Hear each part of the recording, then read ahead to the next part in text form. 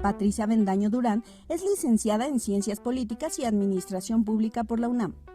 Realizó sus estudios de especialización en Administración Pública en el Instituto Nacional de Administración Pública de México. Entre su trayectoria, destaca la coordinación de los procesos de participación ciudadana realizados por el Instituto Electoral para la realización de órganos de representación, así como los procesos de consulta ciudadana sobre presupuesto participativo que se realizan anualmente desde el año 2010. En octubre de 2021, fue designada por el consejero general del Instituto Nacional Electoral, consejera presidenta del Instituto Electoral de la Ciudad de México. ¿Qué tal? Buenas noches, ya les hemos explicado. Hoy está con nosotros la presidenta del Instituto Electoral de la Ciudad de México. La Ciudad de México, que de muchas maneras se ha convertido en la joya de la corona para muchos partidos políticos que entienden a la capital de la República también como la capital de la política de nuestro país. Patricia, qué difícil cargo, qué responsabilidad tan grande, sobre todo en una elección como no habíamos tenido en la historia. Pues en primer lugar, muchísimas gracias por la oportunidad de charlar contigo, Miguel Ángel, con tu auditorio, y agradecer esta oportunidad pues de hablar de muchos temas.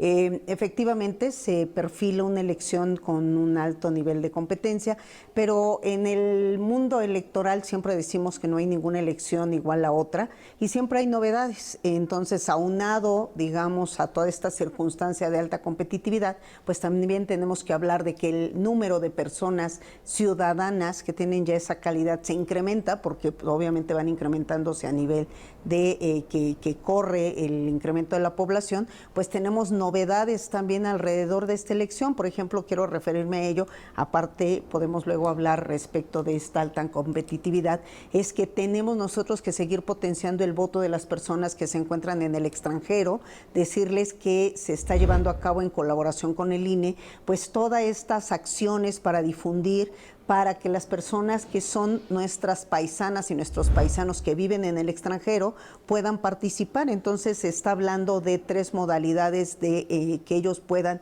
emitir su voto. Va a ser a través de voto postal. También se está implementando para esta elección el voto a través de una app del voto electrónico, y también va a haber una modalidad presencial en 23 consulados alrededor del mundo, 20 de ellos en Estados Unidos, que es donde se concentran la mayor parte de nuestros paisanos y paisanas, y 1 en Canadá, 1 en España y 1 en Francia. Esa es una de las novedades, de que el voto en el extranjero ya estaba incorporado, pero ahora las modalidades se incrementan. También traemos la modalidad del voto de las personas en postración. Esto ya es un mandato que tenemos por ley, en donde se tiene que garantizar que las personas que por alguna circunstancia, por edad o por alguna enfermedad, no pueden trasladarse a las casillas, también se les está garantizando ya ese derecho. El INE está acudiendo a credencializarlas, les estamos preguntando si desean participar, y si ellos desean y ellas desean participar, nosotros haremos llegar las boletas electorales, tanto las federales como las locales. Previamente va a ser un voto anticipado, acompañaremos con nuestro funcionariado para llevarle las boletas y que estas personas puedan emitir su voto si así lo desean. Y una modalidad que está causando mucha expectativa también es el voto en prisión preventiva. Esto a partir de la determinación, primero de una sentencia, pero ahora ya incorporado en el Código de la Ciudad de México, que toda persona que esté sin una sentencia firme no ha perdido sus derechos político-electorales, y en virtud de ello, a partir de esta presunción de inocencia, tenemos el mandato de garantizar el voto de todas estas personas.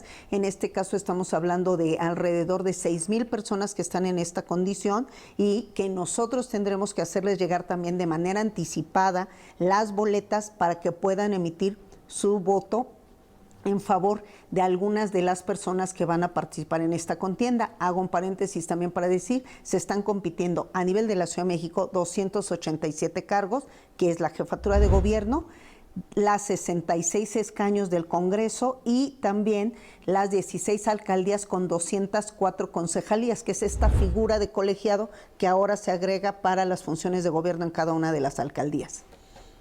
¿Y qué porcentaje significa ustedes deben de tener alguna idea dentro de estas modalidades, qué porcentaje de la votación total suponen que significan estas modalidades? En el caso del voto en prisión preventiva, pues estamos hablando de 6,000 personas que no sabemos si todas van a desear votar. Estamos haciendo una labor en colaboración con el INE, primero para identificar si estas personas cuentan con esa credencial de elector, si está vigente, si son originarias de la Ciudad de México. Aún y cuando no sean originarias de la Ciudad de México, también ya existe una sentencia en donde se determina que las personas se les tiene que considerar su domicilio en el centro de reclusión en el que estén. En el caso de las personas en estado de postración se están terminando de hacer los listados, y en el caso de las personas que están en el extranjero también depende de que le avisen y nos avisen que quieren votar. Entonces el número de personas en el extranjero puede ser muy grande, pero ellos tienen que avisar primero que estén empadronados, que cuenten con la credencial de elector, y segundo, que quieran participar, porque a lo mejor habrá personas que digan no me interesa participar. Sí es un número importante, pero estamos precisamente en ese proceso de que ellos se inscriban, digamos, en esa modalidad, es decir, yo voy a votar del extranjero porque radico allá y porque me interesa. Entonces estamos en este proceso, todavía no los tenemos, digamos, no tenemos un número definitivo, pero lo que es importante es que se abren estas posibilidades que antes pues se veían muy remotas, de que no existía esa facilidad de quienes estaban en el extranjero pudieran participar, mucho menos las personas en estado de postración y menos aún las que estaban en prisión preventiva. A ver, digo, no sé, un voto puede definir una elección. Totalmente. Pero un cúmulo de personas como este no pueden pervertir la elección. Y te voy a decir por qué. Todos son muy vulnerables. Estamos hablando de un grupo de personas muy vulnerables. Y no vulnerables solamente porque físicamente pudieran estar impedidos de alguna manera a votar, sino porque su ámbito se vuelve muy cerrado, muy difícil, y pueden ser fácilmente cooptables. No sienten que es un peligro. Independientemente de que se haya legislado y que los legisladores hayan dicho, bueno, por aquí va, ¿no creen ustedes que están distorsionando de alguna manera la elección? Pues nosotros en principio, bajo este principio de que debemos de atender lo que la norma lo que la norma nos señala y como una nueva responsabilidad, pues estamos buscando todos los mecanismos de garantizar pues esos principios que rigen nuestra función, que es brindar la certeza. Estamos llevando a cabo talleres de sensibilización, por ejemplo, en los centros de reclusión. Número 1, para decirles que ya tienen esta posibilidad. Número 2, también nos estamos haciendo acompañar de ONGs que tienen que ver con la defensa de los derechos humanos, con las defensorías que existen a nivel de los tribunales, para que les brinden esa información, esa asesoría que ellos pueden compartir con sus familiares, para que sepan que si existe alguna modalidad, alguna intención, alguna insinuación de cooptación o de presión respecto a su voto, pues lo puedan denunciar. Nosotros estamos tratando de tomar todas las medidas. Vamos a ir acompañados, obviamente no se va a establecer ni se va a dejar en manos de las autoridades penitenciarias el control de la elección. Quienes vamos a ir es el funcionariado tanto del INE como del Instituto Electoral de la Ciudad de México, acompañados de observadores electorales, acompañados de los representantes de los partidos políticos, acompañados de una serie de personas, y les vamos a hacer llegar esos sobres de manera anticipada al 2 de junio para que ellos ahí tengan sus boletas, tengan la posibilidad de revisar la información y tengan de igual manera las mamparas donde ellos pueden emitir su voto, volverlo a introducir y entregárnoslos directamente al funcionariado que va a acudir a esos centros. Estamos buscando por todos los mecanismos atajar cualquier posibilidad de que puedan incidir en la voluntad de estas personas. Fíjate que cuando lo pienso, digo, bueno, a ver, una gente en postración depende de alguien. Esos que se vuelven dependientes se vuelven muy vulnerables. En las familias se puede discutir una manera diferente de pensar, pero cuando estás en una situación de estas, creo que no tienes mucha posibilidad de escoger, de elegir lo que ideológicamente tienes claro. Por eso hablaba yo de perversión de la elección. Está bien, qué bueno que vayan a hacer, que traten de agarrar todos los candados. Era necesario. ¿Tú crees que sea necesario? Particularmente yo pienso que sí, porque, la esencia de esta institución y también de esta garantía de derechos, pues nos obliga a que nosotros busquemos incluir a la mayor parte de la población posible. Digo, también nos hemos encontrado personas que cuestionan el voto en el extranjero y dicen, bueno, ¿por qué necesitamos nosotros que quienes están fuera del país, que se fueron por la razón que sea, puedan participar e incidir en las decisiones? Lo mismo nos hemos encontrado cuestionamientos con respecto a las personas que están en prisión preventiva. O sea, hay personas que no están de acuerdo con esta circunstancia, pero bueno, hay razones de peso que llevaron a que la legislación se modificara y a final de cuentas esta autoridad está obligada a cumplir con todos los mecanismos a nuestro alcance para garantizar. Claro, soy muy tramposo, le estoy preguntando a la política, no a la funcionaria, porque tú eres un ente político a final de cuentas. Y en este caso, bueno, habíamos hablado de la gente en postración, la gente en cárceles.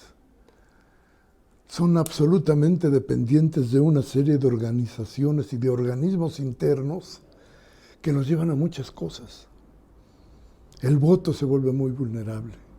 La posibilidad de escoger en libertad se vuelve delgadita, delgadita. Entonces yo decía, bueno, si es necesario, qué bueno.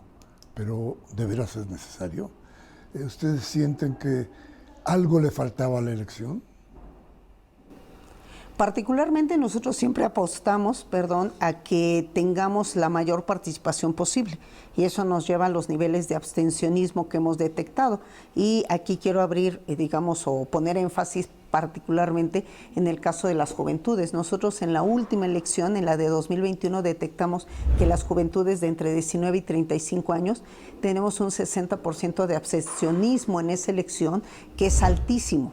El 60% de abstencionismo nos representa casi 1,5 millones de electores y eso, 1,5 millones de electores, constituye el padrón electoral de la alcaldía Ixtapalapa. Entonces, para nosotros siempre el hecho de que no tengamos el 100% de las personas que tienen su credencial, que tienen esa calidad de ciudadanía, para los órganos electorales siempre decimos, pues quisiéramos llegar a más porque nosotros preparamos todo para que participen todas esas personas.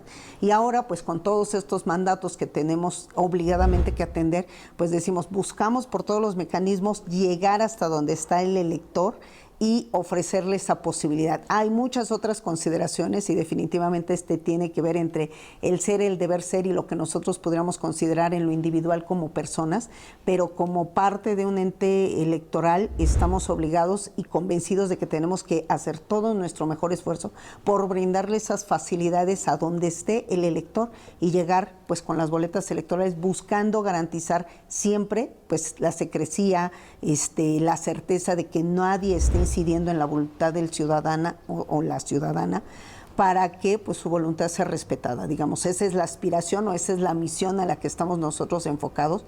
Y bueno, hay otro tipo de consideraciones también de mucha naturaleza en la que podremos o no estar de acuerdo, pero como funcionario electoral, pues digamos, en mi caso yo digo, esto es lo que la ley mandata, nosotros tenemos que cumplirlo al pie de la letra y tenemos que buscar los mecanismos para garantizar la participación de todas esas personas en la situación en la que estén, en el extranjero, en postración, en prisión preventiva.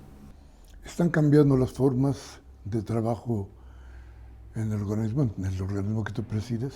Sí, definitivamente sí están cambiando, se sofistican en muchos sentidos. Los procedimientos se transforman. Sobre todo nosotros estamos buscando automatizar muchos de los procedimientos y ello, bueno, va de la mano con los avances que se dan en esta ciudad, con las ventajas que tenemos de estar en esta ciudad. Quiero mencionar, por ejemplo, el Instituto Nacional Electoral a partir de 2014 se vuelve el ente rector de todos los organismos públicos locales electorales, buscando homogeneizar los procedimientos y de alguna manera para el Instituto Electoral de la Ciudad de México esto significó, digamos, como que una limitación, porque nosotros íbamos avanzando, por ejemplo, en materia de voto electrónico, ya habíamos transitado de una urna electrónica a un voto por internet. Y ya habíamos llevado inclusive ejercicios vinculantes, es decir, que a través de ese voto por internet, ese voto valía con muchísimos candados que ya tenemos establecidos. Cuando se llega a esta, digamos, nacionalización del sistema electoral, se ve frenado esos avances que ya tenemos en el Instituto Electoral de la Ciudad de México, pero sin embargo hemos avanzado en otros rubros. Por ejemplo, estamos por estrenar en este proceso electoral que el registro de todos todos los candidatos se dé de manera electrónica, es decir, antes iban los partidos con todas sus candidaturas, con todos sus documentos en original, a llevar, con lo que eso implica, llevar comprobantes de domicilio, actas de nacimiento, credencial de elector, las firmas de los documentos autógrafos. Ahora nosotros, en colaboración con los partidos, pues hemos diseñado un sistema para que el registro de candidaturas se dé de manera en línea, de manera electrónica, todos los documentos se suban escaneados y nosotros hacer la verificación también de ahí de los documentos. Eso pues les va a facilitar tanto a los partidos políticos, a las personas candidatas, que tengan pues mayor facilidad en cuanto a poder hacer llegar los documentos y no haya pérdidas lamentables de ya se me extravió tu credencial, ya no tengo el comprobante, ya no se me traspapeló algún documento trascendente.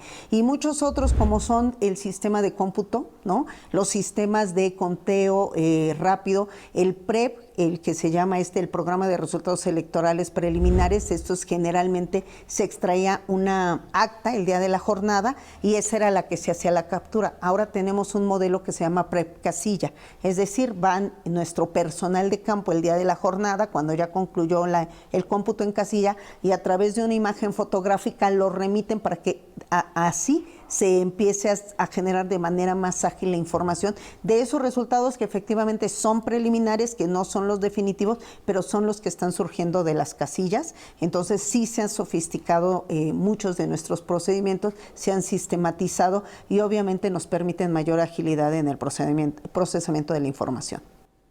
Bien, estamos platicando con Patricia Avendaño. Ella está encargada, déjeme decirlo así, ella es la presidenta y está encargada de la elección que viene. ¿Qué significa eso?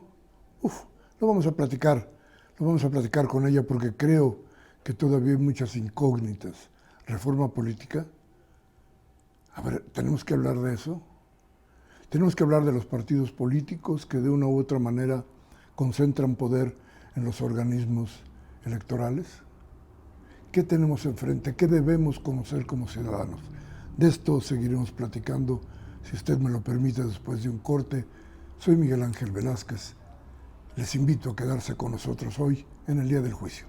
Regresamos. Gracias por seguir con nosotros aquí en el Día del Juicio. Hoy platicamos con Patricia Avendaño sobre política, sobre elecciones, sobre esta enorme ventana que se abre al ciudadano mexicano para poder tener unas formas de convivencia mucho mejores a las que hoy vivimos. Y te preguntaba hace un momento, Patricia, ¿y la reforma política se hace urgente? ¿La necesitamos? ¿O es otro capricho político de los partidos políticos que tendrían ustedes que acatar? ¿Qué es esto? Bueno, lo que es cierto es que desde que yo tengo memoria, siempre después de cada elección se ha gestado una reforma política, algunas de mayor calado que otras. A mí me parece que sí es necesario, de hecho debo de decirlo en la mente de confianza, que cuando salió aquel movimiento donde decía el INE no se toca o los órganos electorales no se tocan, a mí me parecía una total contradicción, porque los órganos y el sistema electoral se ha modificado conforme va avanzando el tiempo y ha habido muchas situaciones, procedimientos, normas que a la luz del avance democrático de la ciudad y del país se han tenido que modificar. Entonces yo creo firmemente que derivado de este proceso electoral tendrá que haber una reforma electoral, una reforma política para perfeccionar, porque esa sería la única lógica que nosotros vayamos avanzando. A mí me parece que, por ejemplo, esto que ha ocurrido recientemente, por ejemplo, en la definición de quiénes son las personas que van a competir como precandidatas, los modelos que se adoptaron, cómo se adelantaron los tiempos, que no es lo que la norma ha previsto, y que el periodo de intercampañas parecía que sí, pero no, y el periodo de campañas que va a ocurrir. Entonces creo que la norma se está quedando rezagada con respecto a la realidad. Entonces definitivamente yo sí creo que debe de haber una reforma para que se ajusten estos tiempos, para que no haya esta, digamos, impas tan grande con respecto a cómo están los institutos políticos definiendo quiénes van a ser las personas que van a encabezar sus movimientos, y luego que pasen este largo periodo de intercampaña para después arrancar las campañas. Entonces, pues, que no siga existiendo una simulación, porque parecería eso, una simulación con respecto a cómo se están gestando los procesos al interior de cada instituto político.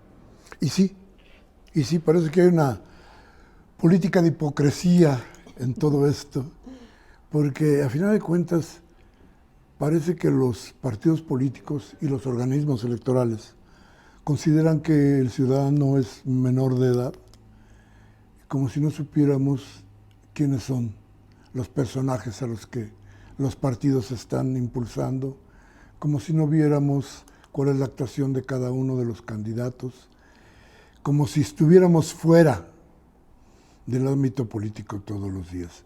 Me apura mucho porque creo que ustedes tienen además ahí un problema más grande.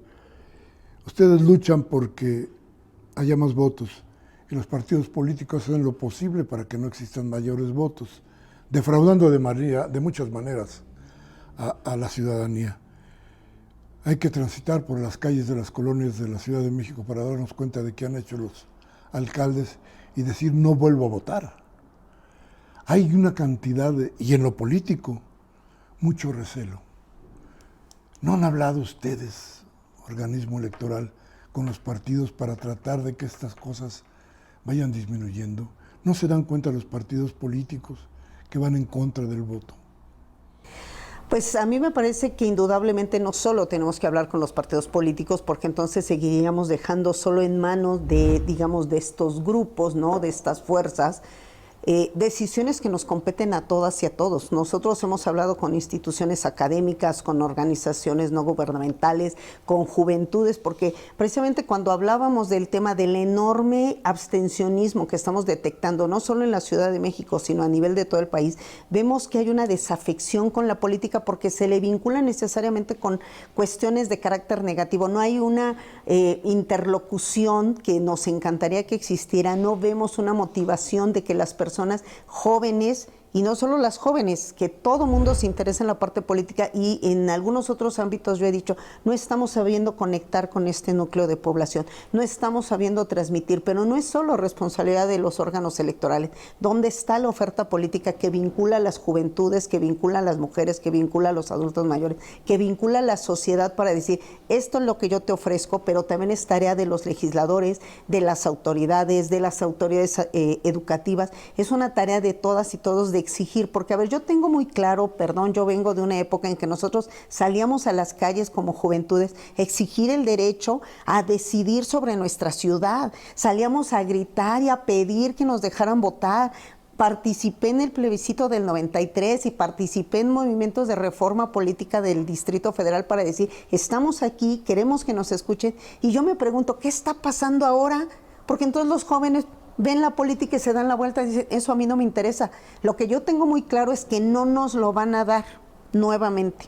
No se va a abrir por sí solo. Se tiene que salir a exigir, a decir, no nos gusta cómo se está ejerciendo la política, o no nos gustan los programas de gobierno, o no nos gustan las leyes que se están haciendo, pero eso solamente a través de la participación. La participación de la manera, hay 1000 maneras de hacerlo, tanto institucionalizada, a través de muchos mecanismos, plebiscito, referéndum, consulta, o a través de formas no institucionalizadas, porque esta ciudad, pues si algo tiene, pues es que es experta en saber de marchas, de manifestaciones, de expresión. Las redes sociales son un gran mecanismo. El tema es que, desde mi punto de vista, la sociedad, los grupos, las personas, no pueden seguir guardando silencio. Estamos aquí obligados a escucharles. Ahora, como autoridad electoral, le digo, tenemos que escucharnos, pero tenemos nosotros que apoyar en que sean escuchadas esas demandas. Pero si sencillamente hay un silencio, no hay una exigencia, pues yo creo que de esa manera como natural no va a surgir por parte de las fuerzas políticas. Por lo menos es lo que yo opino.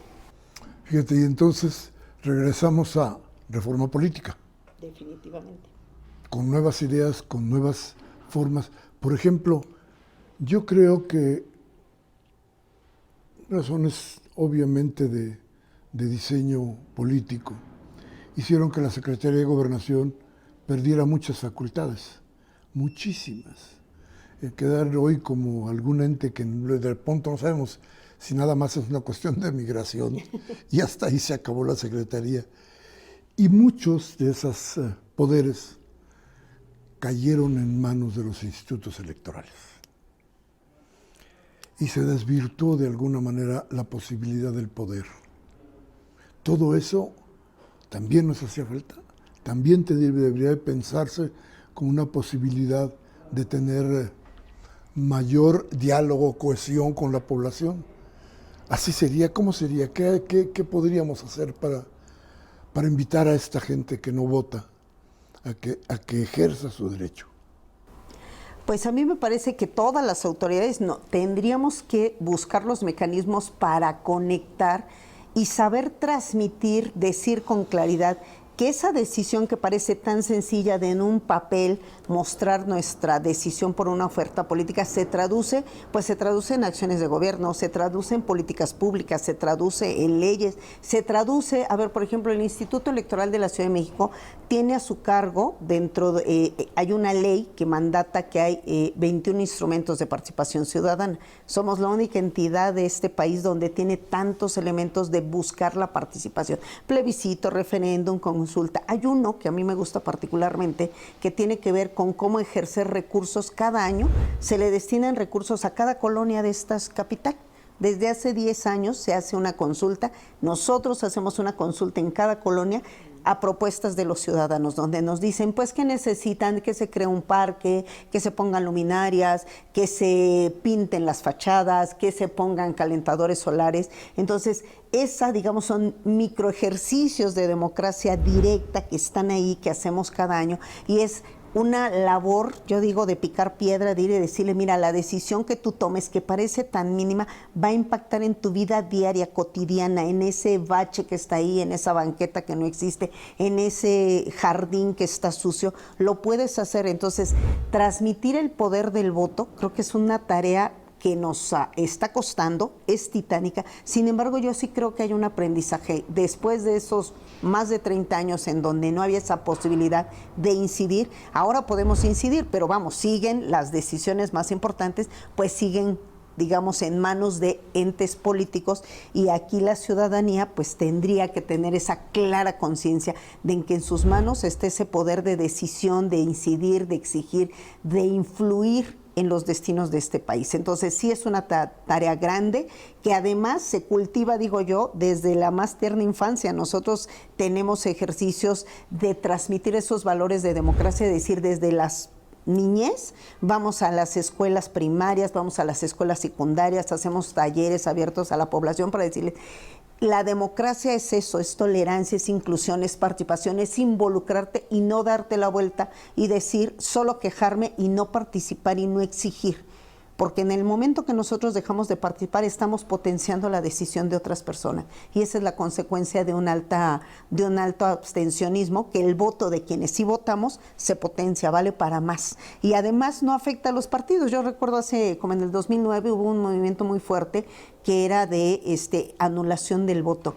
Pues eso no les mermó, porque el mismo dinero que se distribuye para los partidos, pues menos personas pudieron decidir a quién le tocaba, porque iba en función del voto de cada partido, de la votación obtenida, porcentualmente pues se distribuía. Lo mismo era si eran 100 que 200, entre menos personas, pues menos decidían cuánto dinero le corresponde a cada partido político. Entonces eso no... puede haber sido una sanción moral si se quiere, pero de manera directa no incidía en los recursos que obligadamente, porque así está este arreglo político, que los recursos que se financian las actividades de los partidos pues provengan del erario público, de nuestros impuestos. Fíjate que pensando en este caminar, en esta ruta política, de pronto nos dice, bueno, ¿y qué pasó con el ciudadano? ¿Qué le ha pasado al ciudadano? Sí, no vota el joven, pero tampoco vota mucha gente adulta. Y no hay porque no hay el vínculo, no existen los vínculos. Y entonces dice uno, ¿qué es eso? El país ha cambiado de muchas maneras, pero lo político sigue siendo antiguo, viejo, atrasado, ¿o no? Yo creo que muchas formas se han perpetuado. Es la manera de hacer política en este país, Pero yo sí tengo esperanza en que las cosas se están cambiando, porque hay mecanismos, por ejemplo, las redes sociales. Las redes sociales se han vuelto muy poderosas, sí inciden en la percepción de las personas, sí cambian mentalidades, y bueno, pues nosotros tenemos muestras muy patentes. A ver, por ejemplo, a mí me tocó vivir el sismo del 85, y el sismo del 85 fue un parteaguas que impactó directamente, como que el ciudadano tomara conciencia de que en nuestras manos estaba nuestra ciudad, ¿no? El sismo de 2017, algunos decían, no, los jóvenes no les interesa esta generación de cristal y no les importa. Y a los primeros que vimos salir después de un movimiento telúrico de esa potencia fue a los muchachos que andaban en la calle acarreando, ayudando, trasladando personas, llevando víveres, organizando como voluntarios. Entonces yo digo, es que sí está ese germen, pero yo no quisiera esperar a que hubiera una desgracia en esta ciudad como para que volviéramos a tomar esa conciencia. Del 85 se detonaron movimientos urbanos sumamente importantes. De 2017, tal vez porque la magnitud de la tragedia no fue tan similar a la del 85, me parece que se movieron algunas conciencias. Yo no quisiera pensar que necesitamos un tipo de desgracia así para que nos demos cuenta que el poder está en las manos del ciudadano. El ciudadano puede transformar y arrancar ese poder, porque finalmente ese es el poder, la soberanía que se está entregando a través del voto a las fuerzas políticas, y ellos son los que nos representan y toman decisiones. Y hay cosas que probablemente no nos gusten, pero sí es nuestro poder como ciudadanos poder decir las transformamos o no. Pero sí, hay indolencia por parte de los actores políticos, por parte de la ciudadanía, de pensar que las cosas se van a solucionar así. Y yo creo que traemos una historia de mucha lucha en esta ciudad, de recuperación de nuestros derechos políticos, de nuestros derechos civiles, del ejercicio pleno de las facultades que tenemos, de exigir que se escuche nuestra voz, como para ahora darnos la vuelta y decir no me importa y no voto. Yo creo que sí. Lo que también creo es que estas nuevas generaciones ya no quieren esas formas tradicionales, ni de política ni de participación. Por más que digamos, hay todos estos espacios, esta ciudad que es tan participativa, no le gustan esos modelos, a las nuevas generaciones no les gustan, y hay muchos candados. ¿Por qué tiene tantos candados el voto? ¿Por qué no podemos transitar un voto electrónico postal? Por la desconfianza, porque cargamos muertos que no generamos como institutos, pero como sociedad están esos fantasmas, ¿no? De la caída del sistema, del fraude electoral, de todos los mecanismos ilegales y que tuercen la voluntad ciudadana, pero tenemos que tomar en nuestras manos esa decisión, no dejarla a ver si los actores políticos o las fuerzas políticas por sí mismos dicen, pues yo creo que debemos de hacer tal cosa. Hay muchos candados que tendríamos que derrumbar, pero uno de las principales limitantes es la confianza. Claro. Estamos escuchando a Patricia Avendaño, de pies a cabeza, ideológicamente, políticamente. Vamos a seguir con ella. Aún hay cosas que preguntar, aún hay cosas que comunicarle a usted para que se atreva a votar en las próximas elecciones. Gracias por seguir con nosotros. Estamos hablando, como ya les hemos dicho, con Patricia Avendaño y tratando de abrir el ostión de la política en la Ciudad de México y en el país. Y Patricia, entonces te diría, ¿otra vez parches a la ley electoral o reforma a fondo? Pues esa es, creo que una pregunta muy interesante. Me parece que en cuanto a la ley electoral sí habría una modificación que pudiera hacerse parcialmente, pero pues todo depende. O sea, una reforma a fondo tendríamos que pensar respecto de si del sistema electoral solamente, del sistema político. Con la Constitución de la Ciudad de México se da una modificación muy importante. Yo ahí quiero referirme. En el imaginario colectivo a veces se cree que el hecho de haber tenido una Constitución y de haber transitado de Distrito Federal a la Ciudad de México fue un simple cambio de nombre. Y hay un profundo cambio de estatus, de naturaleza. O sea, esta ciudad adquirió, digamos, como su mayoría de edad. cuando nosotros empezamos a recuperar derechos en cuanto a poder elegir a nuestras autoridades, en cuanto a la creación de muchas instituciones que antes no existían. Y la Constitución, reconozco, a mí me parece, la Constitución de la Ciudad de México, que de 2017, es una Constitución de vanguardia y que inaugura nuevas modalidades de la construcción que existe de los, digamos, entes que detentan el gobierno. El Congreso, que dejó de ser una asamblea legislativa, se transforma en un Congreso de la ciudad con facultades plenas como un Congreso local. ¿Éramos el patito feo de la federación o éramos los que tenían la minoría de edad porque no se nos reconocía esa calidad de parte integrantes de la federación? Yo soy una convencida del federalismo, siempre que argumentaban que no era posible esa convivencia de poderes federales y locales en la Ciudad de México, me decía, pues es contrario a la esencia del federalismo. Por supuesto que es factible y por supuesto que puede haber una convivencia, no se contraponen y definitivamente tendríamos, y que se avanzó en eso, de ya reconocer la posibilidad de que el gobierno de la Ciudad de México tenga plenas facultades para decidir, por ejemplo, quién detenta la seguridad pública, los techos de endeudamiento, el contar con nuestro Congreso, el que las alcaldías ahora ya no son delegaciones, sino son electas, y tienen este órgano colegiado que ahora pues aparentemente les apoyen las tareas de gobierno. Tendríamos nosotros que pensar si la reforma se queda solamente en reforma electoral, si trasciende a una reforma política, que eso es un arreglo de mayor calado.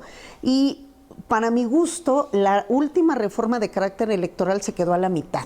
Y es más, debo de decirlo, nunca me dejó plenamente convencida porque el sistema nacional electoral lo que hizo fue una concentración de facultades y también me parece que va contrario al espíritu federalista que debe de existir en este país. Nosotros arreglamos nuestro sistema en México como un ente federalista, entonces no me hace sentido que se empiece a hacer una concentración de facultades en un ente nacional cuando todas las entidades tendríamos la posibilidad de definir de acuerdo a nuestras circunstancias, a nuestra población, a nuestros arreglos que existan en la normativa, en la legislación local, cómo se deben de conducir. Me parece que hay cuestiones positivas en cuanto a que se buscó estandarizar los procesos electorales, en cuanto a homologar muchos de las determinaciones de cómo llevar a cabo las elecciones.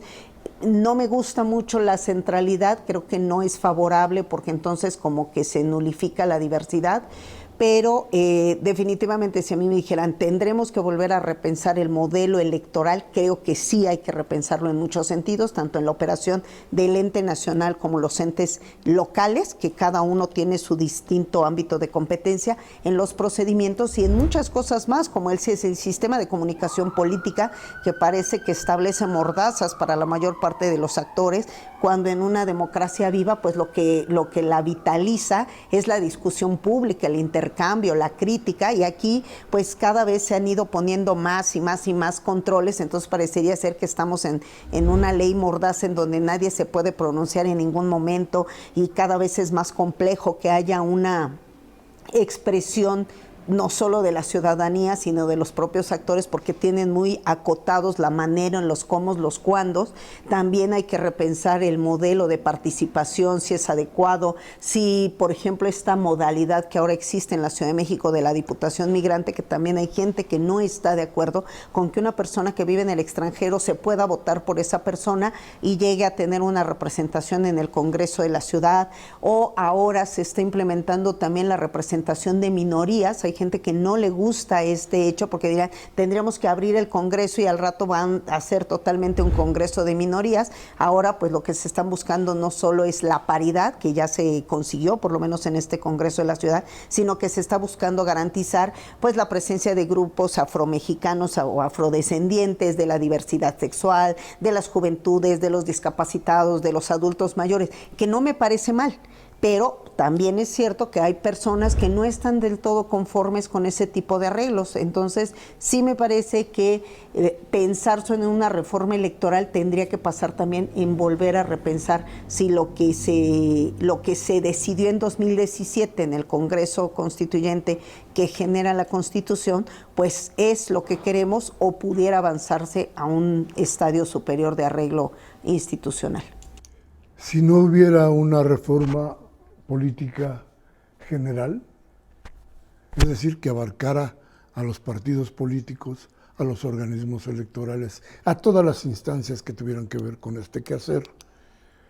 Como que estaríamos perfeccionando los errores, ¿no? ¿Se estarían perpetuando o no los estaríamos adecuando? A ver, yo me refería al modelo de comunicación política, ese viene de 2007. Ya hemos pasado muchos años. Probablemente en ese momento no existía con esta, digamos, amplitud la comunicación a través de los mecanismos que ahora son más electrónicos, virtuales, las redes sociales, esa parte, inclusive, por ejemplo, me quiero referir al tema de la violencia política y los ataques.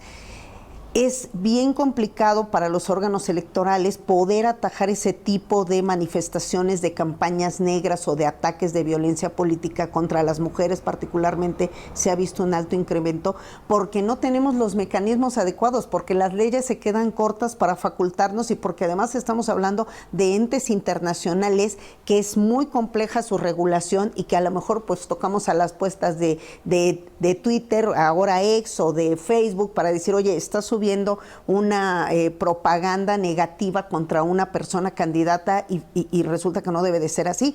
Entonces sí tenemos una limitación. Yo creo que hay que avanzar en ese tipo de controles para atajar pues estos nuevos mecanismos o tomar una decisión de si se deja en total libertad a estos actores que muchas veces o la mayor parte de las veces son anónimos. Fíjate que cuando piensa uno en el neoliberalismo y se da cuenta de qué tanto afectó en todos los sentidos a todo el país o todos los países donde se trepó, en el caso de lo electoral es muy importante porque los organismos, los partidos, las formas de pensar plantearon al individuo como el receptor único y exclusivo de las leyes y de todo lo demás, y se rompió la idea de lo colectivo. Y hoy estamos en la misma, y no nos estamos o no queremos darnos cuenta el valor, por ejemplo, de la ciudad, frente a los valores importantísimos que tiene cada una de las minorías, pero que muchas veces no alcanzan a ser el factor fundamental para tener una mejor convivencia, que a fin de cuentas es la idea de la política.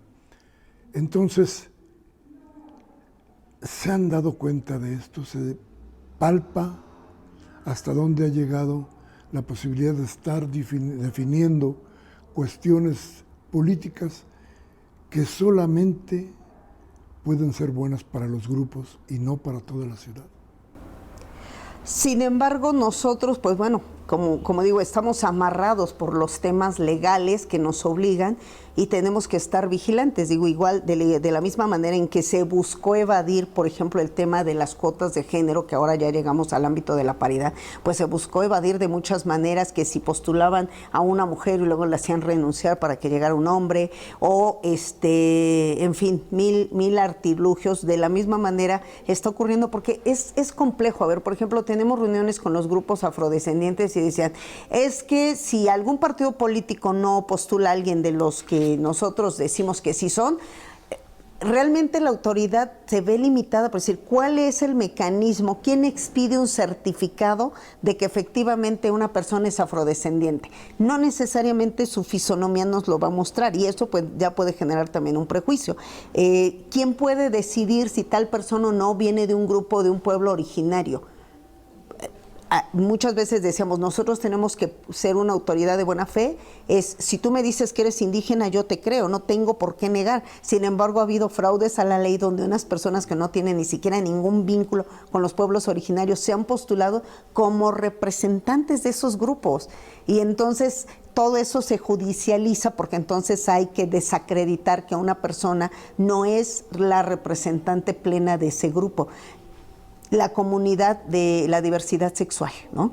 Hay otro que, pues bueno, podría resultar más fácil, entre comillas, como es una persona con discapacidad, pero digamos, ¿qué tipo de discapacidad? ¿No? Una discapacidad visual, motriz, o de qué naturaleza sería. ¿Quién te expide ese certificado de discapacidad? ¿Una institución pública, privada? ¿Con qué controles? un adulto mayor, bueno, pues sería tal vez la parte más fácil, ¿no? Los jóvenes también la parte más fácil a través de sus actas de nacimiento. Sin embargo, aquí también hay un artilugio. A nivel internacional están considerados jóvenes hasta los 29 años. En la legislación de la Ciudad de México han establecido que las juventudes van hasta los 35. Y entonces resulta que se alarga la juventud para poder postular esos perfiles como representantes ante el Congreso. Entonces, bueno, siempre yo digo que se va sofisticando las maneras en que se le da la vuelta a las determinaciones y, bueno, pues resulta un poco irónico decir quién establece las leyes, quienes generalmente buscan no respetarlas. Son muchas las cosas que hay que platicar de esto, pero déjame cambiar, dar la vuelta a la página. Hay un asunto que ha estado en la boca de todos, que es los dineros en el instituto, los dineros en los organismos electorales. ¿Realmente hace falta tanto dinero? ¿Nos debe costar tanto la democracia? ¿Tenemos que gastar tanto para que, a final de cuentas, las voluntades terminen en manos de los partidos políticos o de una decisión no tan colegiada? ¿Tenemos que gastar tanto para que eso suceda?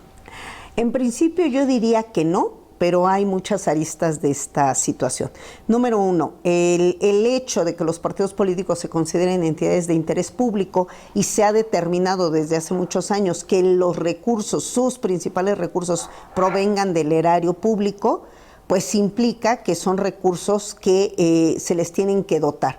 Y los organismos electorales reciben año con año los dineros que tienen que entregarse a cada partido político.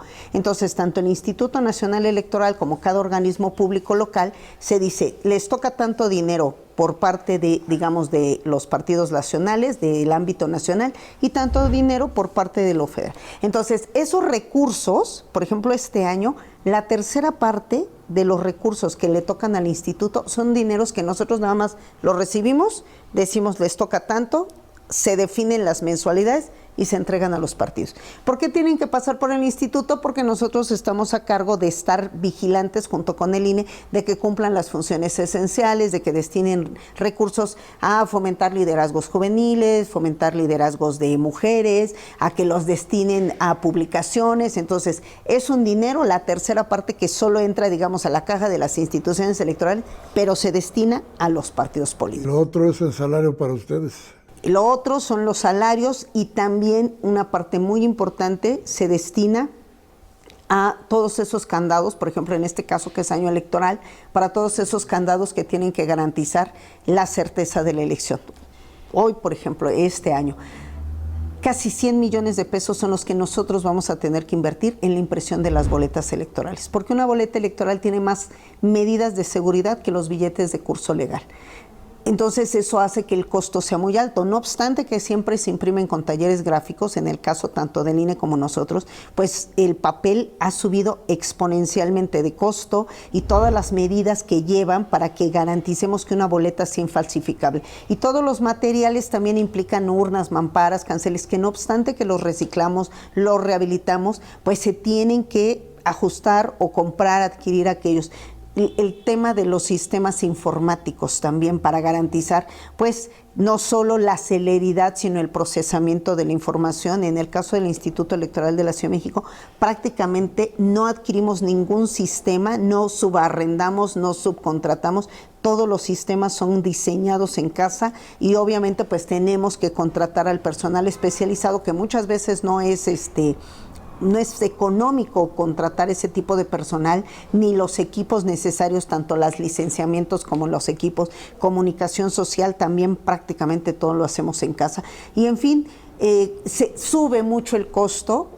Yo me gusta compararme con INEGI, porque INEGI en el año que no tiene un censo nacional, pues no contrata tanta personal de campo. Lo mismo ocurre con nosotros. Nosotros tenemos unos presupuestos así, suben mucho en año electoral, vuelven a bajar, pero de manera permanente tenemos ejercicios participativos en donde debemos de imprimir papeletas, debemos de rehabilitar materiales, requerimos equipos, requerimos gasolina, requerimos contratar personal de campo al que le tenemos que dar pues dinero para apoyo de telefonía, para alimentación, para traslados, uniformarlos para garantizar pues que tengan acceso a todas las zonas de la ciudad. Entonces sí hay un incremento, pero yo yo reduciría reduciría esto a que todo tiene que ver con la confianza.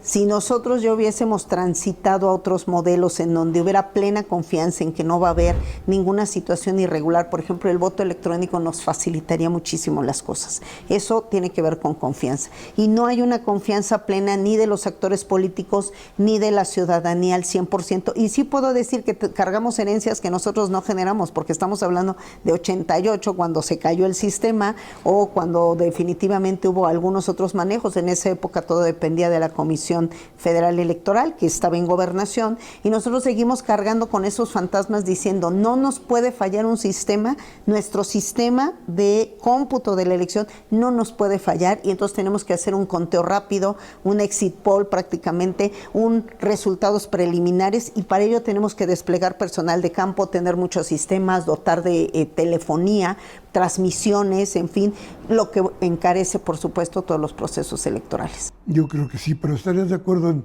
bajar los salarios de los funcionarios y de mucho de la burocracia del instituto? Por ejemplo, yo te puedo decir que este instituto es un instituto que desde hace muchos años no cuenta con apoyos, entiendo, por ejemplo, para los altos funcionarios. Los altos funcionarios del Instituto Electoral de la Ciudad de México, nadie cuenta con un teléfono pagado por la institución, cada quien usa su teléfono, lo paga de su salario. No tiene seguro de gastos médicos, no tienen seguro de retiro, no contamos. El único apoyo que se brinda, por ejemplo, al caso de las consejeras y consejeros, que somos 7, es un vehículo compacto y 2,000 pesos de gasolina para traslados en la ciudad. No hay ningún tipo de apoyo adicional. Y el resto del personal, pues yo podría decir que los tabuladores están dentro de los rangos marcados por la ley de austeridad. Todos estamos acogidos a eso, y bueno, pues hay algunas situaciones porque cuando se dan estos movimientos, pues sí hubo, digamos, existía algún tipo de seguros adicionales. Hay personas que demandaron que se respetara porque ya traían ese beneficio, pero por lo menos en mi caso yo te puedo decir que no gozo de ningún tipo de prestación de esa naturaleza, y ha sido una decisión de cada uno de mis compañeros. Algunos se han acogido a los salarios como deben, de acuerdo a la nueva normativa, y algunos otros pues toman una decisión personal que yo respeto profundamente, y que obviamente yo no podría determinar como presidenta del colegiado, decir porque estaría vulnerando ya derechos adquiridos. Bien, reforma política entonces, de acuerdo. Sí, de acuerdo. Pues esta fue Patricia Avendaño. Las formas, las ideas de cómo llevar lo político en la Ciudad de México frente a una elección que de muchas maneras puede ser muy importante para todos nosotros. Soy Miguel Ángel Velázquez, le agradezco su atención. Gracias, Patricia, por estar con nosotros, y nos vemos en la próxima. Gracias.